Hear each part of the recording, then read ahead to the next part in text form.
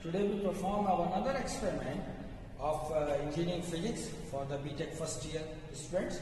The aim of this apparatus is to find out the wavelength of a monochromatic light with the help of your Newton's ring. So Newton's ring is the example of your interference, right? So this is the experimental setup. This is your traveling microscope, right? This is the sodium light source, and here is a plano convex lens and a glass plate. So I will explain you one by one. So this is your traveling microscope. This microscope will move to and fro like from this end to this end. So look at here, this is your yellow light, means sodium light of source, and this is your plano convex lens. So what will happen, I will show you here.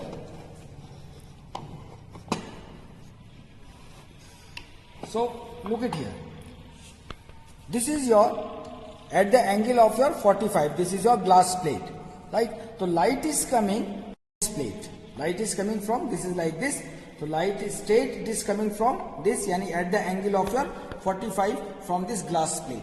Now inside it there is a plano convex lens and a glass plate. Both are attached here. Though this is your plano convex lens. This is your plano convex lens. How you will judge it? This is the plano convex lens. One side, this is a plano convex lens, is your curved. Like you will twist it. If you move it here like this, it will rotating. It's rotating. Rotating means the one side should be a curved. If I turn it from this side, it's not been rotated. So this is your plano convex lens. When a plano convex lens is put above a plain glass plate, right, and a light is coming, so below the plano convex lens and a glass plate, the light is reflected back to this place and straight come to the eyepiece, and you will find the circular ring, alternate dark and bright rings, and these rings are known as your Newton's ring. How we will perform this experiment? Now let us see. First we will put this inside it. Now like this. If you look at here, there is a small black dot. If you look at here, look at here above, look at here, there is a small black dot inside it, and this is your Newton's ring. So first of all, what you have to do, you adjust your microscope, traveling microscope, look it inside the eyepiece, adjust it, and you will find the alternate dark and bright rings. How you will find the reading? Suppose you will get the alternate dark and bright ring, right? So what it happens, you put the crosswire at the one end and take the reading of this scale. This is your main scale, this is your vernier scale. With the help of this lens, you will find the reading, the best match of the reading, the best line will be matches. This gives you the first side reading of your circular ring. Now you will put the crosswire to the another end of your circular ring. Again you find the reading, the best match of the reading, main scale and a vernier scale. So in this way you will find the diameter of your circular ring, right? Once you take all these readings, we will put in the observation table, and with the help of the observation table, we will find the wavelength of your sodium light, right? This is your spirometer.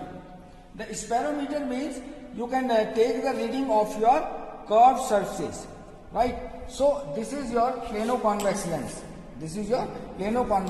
First you will put it in a plane, adjust all the legs, right? Then you put it on the curved surface. Then you again adjust it and take the reading of this one, right? Take the reading with the help of this spirometer.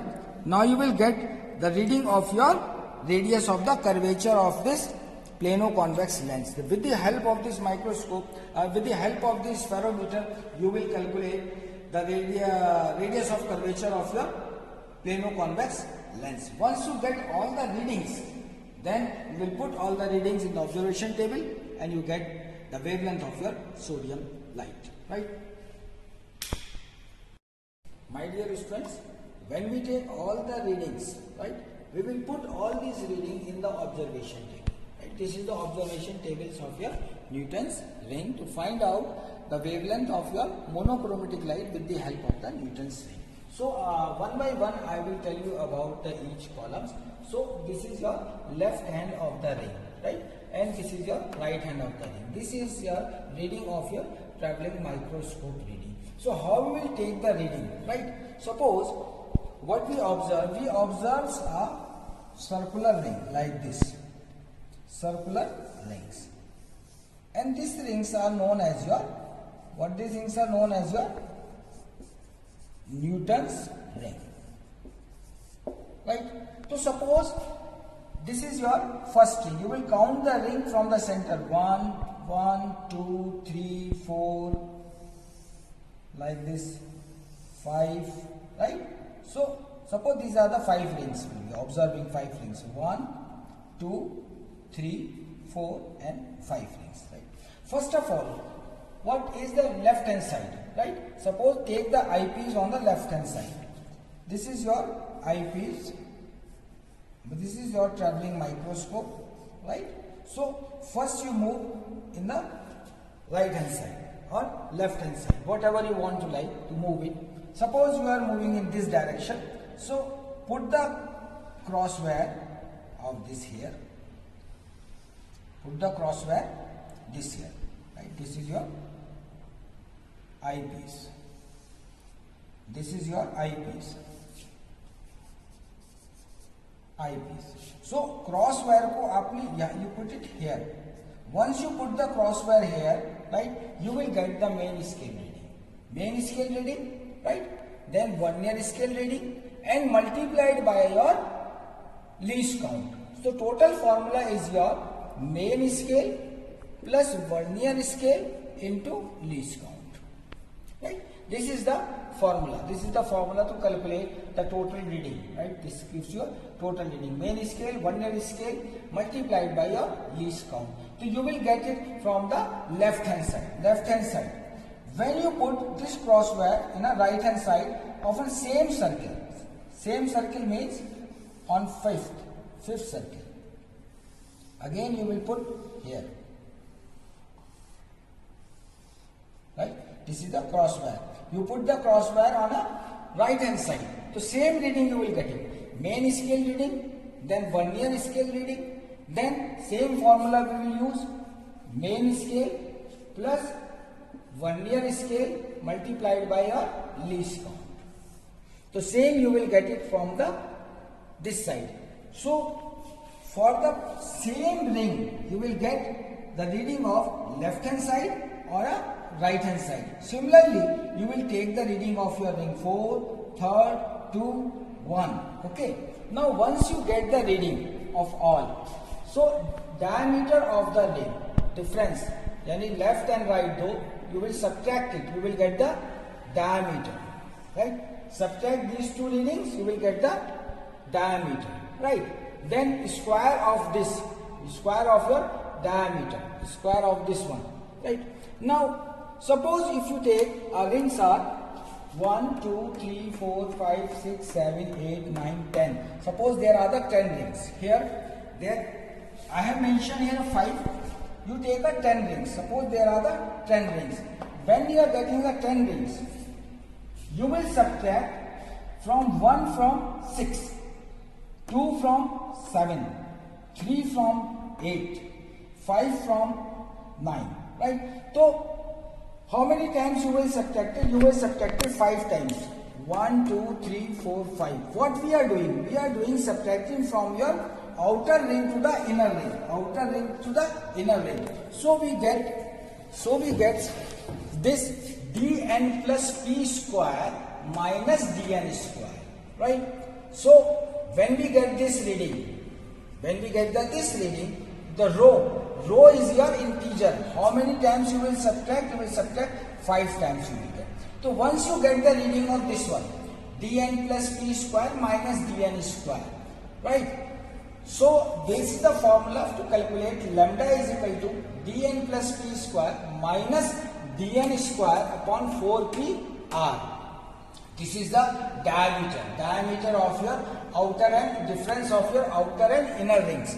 Rho is your integer, this rho is your integer, and r is your radius of the curvature.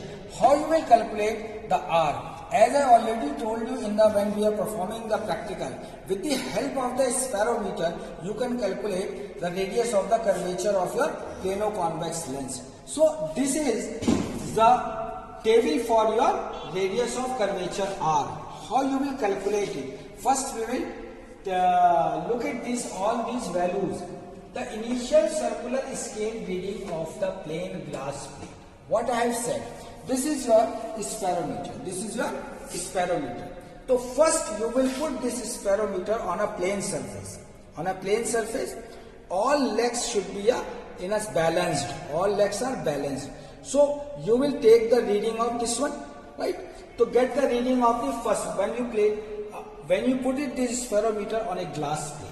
Now, number of the calculate rotation given to the circular scale. How much rotation you have? Rotation for adjusting this one. This will rotate. How much rotation? One circle, right?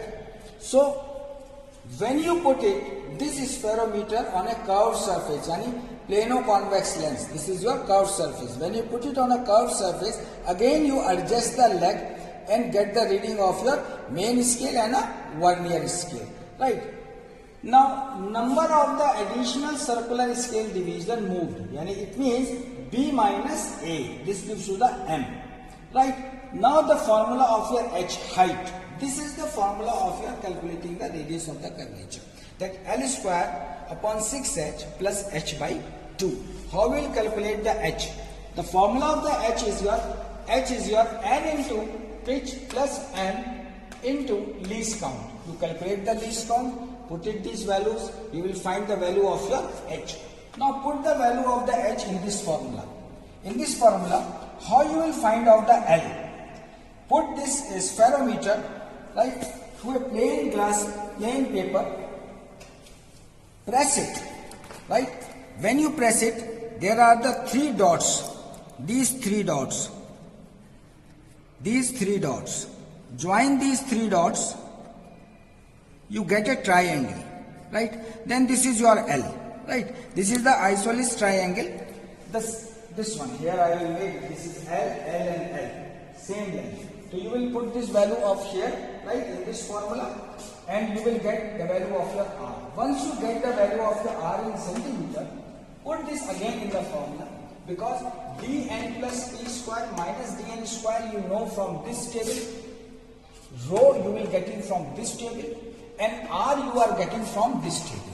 So you will get the wavelength of your sodium light with the help of your Newton's ring. So my dear student, this is the complete experiment of the Newton's ring.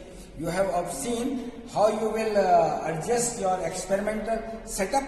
Then this is the observation. After taking the readings, you will put this reading in this complete two tables, observation table, and you will get the wavelength of your sodium light with the help of your Newton's ring. Okay, thank you.